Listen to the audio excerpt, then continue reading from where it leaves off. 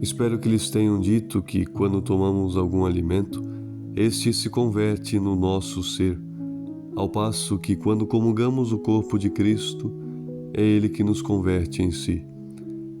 Não nos cabe a nós ditar a Cristo o que Ele tem de fazer. Temos que deixar que seja Ele quem nos dite. Não é Ele que nos quer tomar por modelo, mas nós a Ele. Quando olharmos para Jesus no Santíssimo Sacramento, devemos dizer-lhe: Querido Jesus, quero imitar-te tal como o meu reflexo no meu espelho me imita a mim. Quero imitar-te com a prontidão, nitidez e persistência com que o espelho me imita a mim. Imitar Cristo é uma expressão fácil de dizer, mas pode ser que nos queixemos de que é vaga. Aproximemo-nos mais da ideia. Olhemos alternadamente para dois espelhos diversos.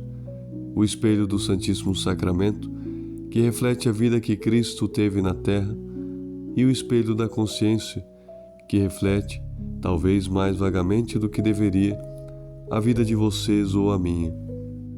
Em primeiro lugar, concentremo-nos no aspecto de que falávamos atrás, o de que o Santíssimo Sacramento esconde a realidade que contém e por isso parece muito menos importante do que verdadeiramente é.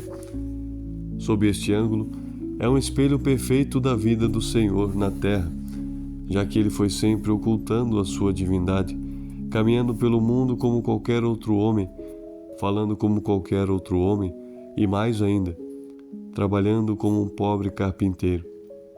Não quis saber nada de honras nem de privilégios.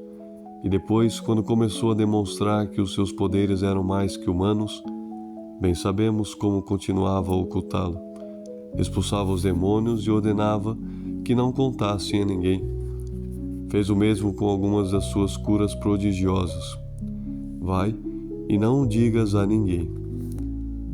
E os seus melhores amigos foram os apóstolos, que naquela altura eram bastante ignorantes, incapazes de entendê-lo nem sequer remotamente. Os seus próprios parentes pensavam que estava louco, e quando o crucificaram, não esteve só, com toda a glória do martírio, mas puseram-lhe um ladrão de cada lado, de modo que o caminhante que não se incomodasse em ler a inscrição da cruz diria: mais um desses ladrões, imagino. Pode haver alguma coisa menos ostentosa que a maneira como Deus passou pelo mundo como homem? Pois bem, ponhamos os olhos no espelho da nossa consciência. Vamos sempre pelo mundo procurando não chamar a atenção na maior medida possível? É-nos indiferente que as pessoas à nossa volta nos tenham, ou não, por alguém importante? Quando no nosso meio parece que não nos apreciam, sabemos dizer: afinal de contas, tanto faz? Cuidamos de esconder as nossas boas qualidades, as nossas ações bondosas, ou pelo contrário, procuramos que as notem. Consentimos que nos julguem mal, ou antes pintamos a nossa conduta com melhores cores do que as que realmente merece. Às vezes, ouvimos dizer de uma pessoa: não cuida do seu aspecto. Se repararmos bem, de ninguém se pode fazer esse comentário com mais propriedade do que do Senhor. Enquanto viveu na terra, não se importou nada com a sua aparência, e agora que vem a nós o Santíssimo Sacramento, apresenta-se sob as aparências do pão e do vinho. E nós, com frequência, fazemos o contrário.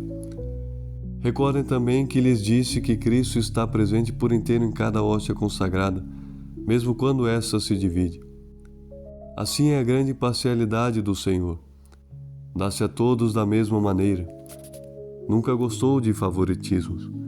Mesmo quando lhe disseram que a sua mãe e os seus parentes desejavam vê-lo, respondeu com aquela frase estranha: todo aquele que fizer a vontade do meu Pai, que está nos céus, esse é meu irmão e minha irmã e minha mãe. Está com todos e será o mesmo para todos, sempre que o procurem. A nossa hóstia na missa é igual à de todos os outros. O mendigo, quando vai comungar, está no mesmo nível do príncipe. Agora voltemos ao espelho da consciência e vejamos se não temos alguma coisa que aprender do Santíssimo Sacramento neste ponto. Como é difícil tratarmos as pessoas com quem não simpatizamos com o mesmo afeto com que tratamos aquelas de quem gostamos, ou desculpar-lhes da mesma maneira as faltas que cometem, ou conceder a mesma atenção aos seus interesses. Nisto podemos imitar o Senhor mais do que o fazemos. E há, por fim, outro aspecto em que vale a pena meditar. Ainda que o Senhor esteja realmente presente na Eucaristia, a sua presença não pode ser ameaçada por nenhum condicionalismo físico.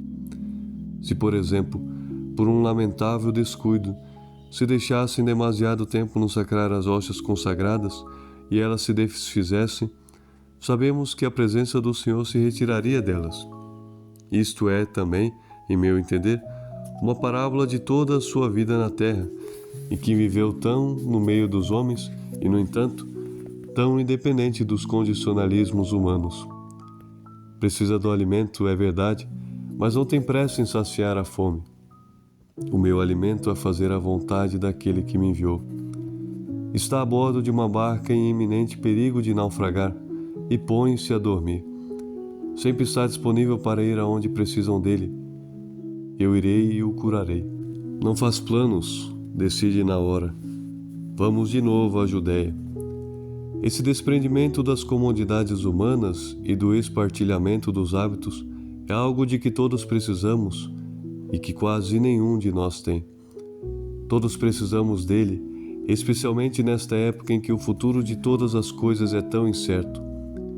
Pode acontecer a qualquer uma de vocês, quando for mais velha, que se veja mais pobre do que esperava, que se lhe fechem as portas do emprego para o qual estudou e está habilitada, que as circunstâncias da sua vida sejam muito menos confortáveis e mais instáveis do que imaginava. E tudo isso pode convertê-las em pessoas descontentes e desiludidas, a menos que consigam que o Senhor lhe infunda o espírito de desprendimento que ele teve. Senhor, eu não sou digno. Estou tão repleto de coisas e pretensões ilusórias. Dize uma só palavra e a minha alma se curará. Aprenderei a dar menos importância às aparências. Senhor, eu não sou digno.